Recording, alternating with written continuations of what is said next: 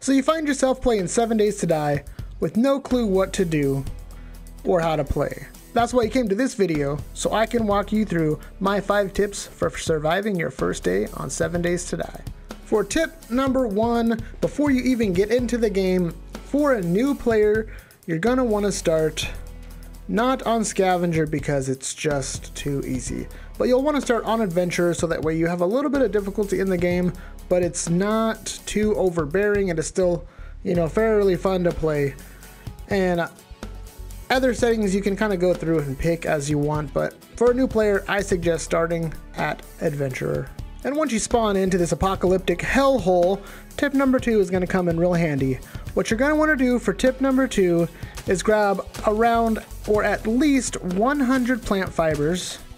The next part of tip number 2 is you'll get some wood. You can do that pretty easily right off the bat. You just punch these little trees and you get a little bit of quick wood if these are around. There's another one that you can get wood from. It looks almost like the plant fibers, but it's a little twiggy looking, but you can't always find those, but you can always find these just around and you will get 12 wood from it. 5 pieces of stone, so that way you can make your first stone axe.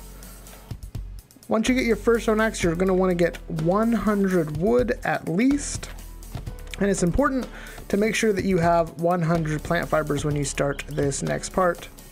Tip number 3, craft as many bows as you can with your 100 plant fibers and your however much wood you get, at least 100. Now I will scrap these bows as I go so that I can get some of my materials back, but at least this way you can level up your weapons, so that way when you run into your first zombie, you're not running around with just absolutely horrible weapons.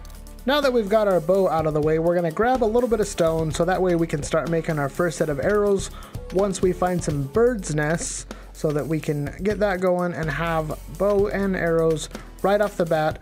And it's also good to make sure you're hitting these medium-sized boulders and not the big ones, because you get the iron.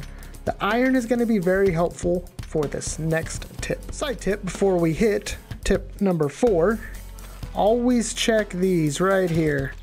These tree stumps can have amazing items in them even early on in the game. So side tip before tip 4, always search tree stumps. And now that you have your bow and your arrows and you feel like a straight up G and ready to go maul some zombies, you realize, oh wait, I don't have nothing to whack them in the face with.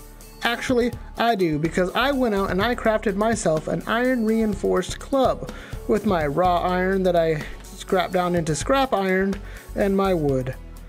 And finally, for tip number 5, once you feel like you've got your bow and you have your iron reinforced club and you're ready to head out and you want to go do some exploring, make sure you're also looking around your surroundings, looting anything that you can possibly loot, because you never know what you're going to find. These are items that I found just walking around when I was getting my feathers so that I could have some loot in my pockets. I got these cooking pots, which you will need for boiling water and all those things. So loot anything that you are able to loot. That is my final tip for your first day in 7 Days to Die. I hope you guys enjoyed. If you did, make sure to leave a like. If you're new around here, hit that subscribe button, smash that notification bell, and I will catch you guys in the next video.